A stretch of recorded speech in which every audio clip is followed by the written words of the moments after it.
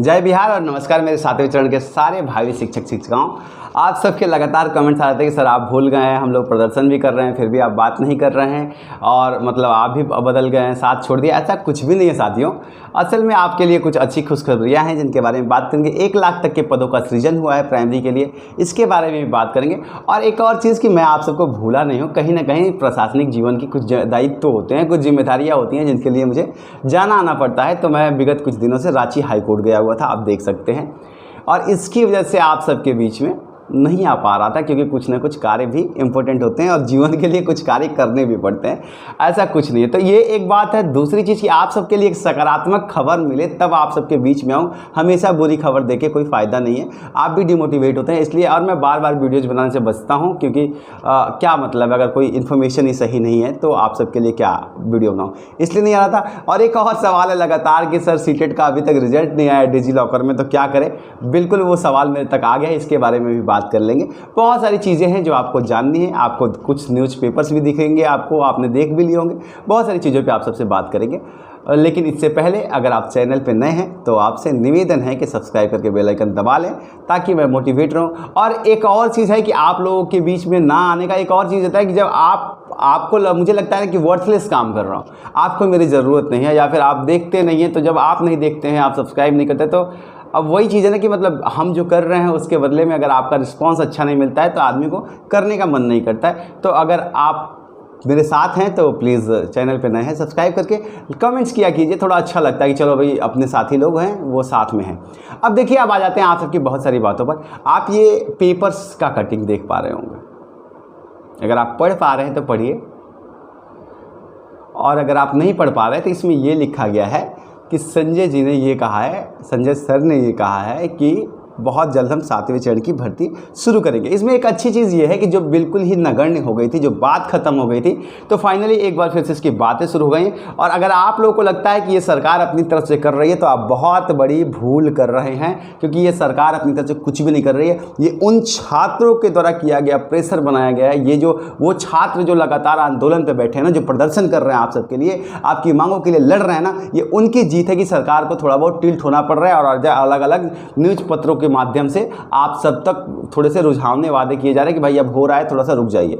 लेकिन आपको रुकना नहीं है, आपको लगे रहना है और उन सारे साथियों का साथ भी देना है जो आपकी लड़ाई लड़ रहे हैं। अब क्या करेंगे आगे की बात। अच्छा, एक और चीज़ देखिए, अब देखिए बिहार सरकार की आगे क्या ही बात करें। आप बीपीएससी का पेपर लीक हो जाता है, बताइए बीपीएससी का पेपर लीक हो जाता है, बच्चे कहाँ से, पटना से, कहाँ से, दिल्ली से आते हैं। एक तो सेंटर के लोग पास नहीं देते, कितना दूर दूर होता है। ये तो सरकार है, फिर बच्चों को कितना परेशानी का सामना करना पड़ता है, ये बात है। अब देखिए एक चीज़, अब आप लोगों को कुछ तथ्यों पर लेके आते हैं, बात करते हैं जिससे आपको थोड़ा सा सुकून मिलेगा। एक चीज़ ये है कि बहुत जगह से ये बातें चल रही थी कि भाई भर्ती जो है वो जुलाई तक चली गई है 6ठे चरण की, और जब तक वो भर्ती पूरी नहीं होगी तब तक क्या है 7वें चरण शुरू नहीं होगा। इसमें थोड़ा सा आप लोग को टेक्निकलिटी समझनी पड़ेगी। इसमें बात दरअसल ये है कि बिल्कुल आप सही समझें, लेकिन वो माध्यमिक शिक्षकों की है। प्राइमरी शिक्षकों की 6ठे चरण की भर्ती पूर्ण हो चुकी है, कंफर्म हो चुकी है, और इसलिए अब प्राइमरी शिक्षकों की भर्ती आने का रास्ता जो है वो साफ हो गया। और मेरी सूचना के मुताबिक इसमें 89,000 से ऊपर पदों का सृजन किया गया है। लगभग 1 लाख पद भी हो सकते हैं। तो 1 लाख प्राइमरी शिक्षकों की भर्ती आपको जल्द देखने को मिलेगी।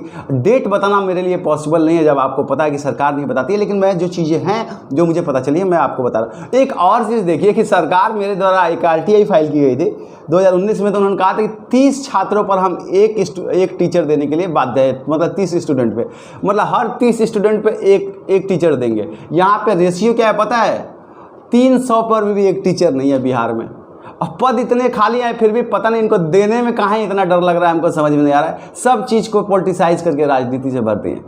लेकिन अब इस मामले में थोड़ा सा आपके लिए एक और चीज़ है कि इसमें जो है ना कि थोड़ा सा आप लोग भी ना दिमाग नहीं लगाते हैं, ये एक प्रॉब्लम है आप लोगों की, जो बस भीड़ की जैसे चलते रहते हैं। देखिए अब प्राइमरी वालों की भर्ती, प्राइमरी शिक्षकों की पद जो हैं वो बचे हुए हैं, भरे, मतलब उसकी मामला जो है जुलाई तक फंसा हुआ है। अब आप चाहेंगे कि प्राइमरी और ये दोनों एक साथ आ जाए, प्राइमरी भी आ जाए और माध्यमिक भी आ जाए, सॉरी माध्यमिक वालों की फंसी हुई है तो एक साथ। अब उसके लिए तो सरकार के पास बहाना ना, सरकार कहेगा कि भाई तब प्राइमरी को माध्यमिक को खत्म होने दो फिर देंगे। इसलिए जो भर्ती पूरी हो गई है 6ठे चरण में, प्राइमरी शिक्षकों की नियुक्ति हो गई है 46,000 43,000। अब आप पहले प्राइमरी का तो ले लीजिए,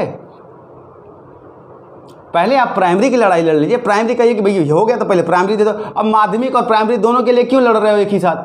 तो सरकार तो यही कहेगी ना कि भाई माध्यमिक अभी हमारा खत्म नहीं हुआ छठे चरण का, तो कैसे देगा? इसलिए जो भी छात्र डिमांड कर रहे हैं उनसे मैं ये कहूँगा कि आप पहले प्राइमरी शिक्षकों पे भर्ती पे फोकस कीजिए।